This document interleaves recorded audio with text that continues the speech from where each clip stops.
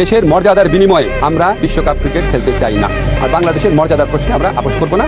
আজকে আমরা বাংলাদেশ ক্রিকেট বোর্ডের যারা পরিচালকরা আছেন, বুলুল ভাই আছেন, ফারুক ভাই আছেন, সবার সাথে বসেছি।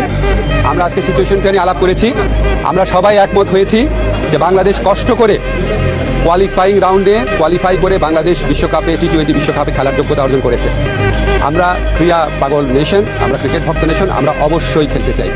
কিন্তু এটা আমাদের জাতির অবমাননার বিনিময়ে, আমাদের ক্রিকেটার এবং আমাদের দর্শক, আমাদের সাংবাদিক, তাদের নিরাপত্তার বিনিময়ে, দেশের মর্যাদার বিনিময়ে আমরা বিশ্বকাপ ক্রিকেট খেলতে চাই না।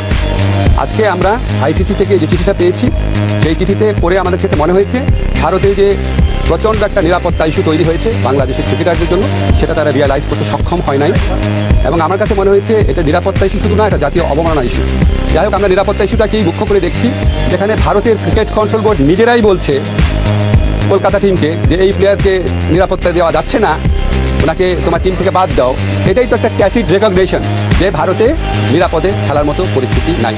আমরা ভারতের যে বিগার পিকচার আছে, সাম্প্রদায়িক পরিস্থিতি, সেটা নিয়ে কিছু বলতে চাচ্ছি না। কিন্তু আমাদের ক্রিকেটের যে নিরাপত্তা, বাংলাদেশের নিরাপত্তা, বাংলাদেশের মর্যাদা, এটার প্রশ্নে আমরা কোনো আপোষ করব না।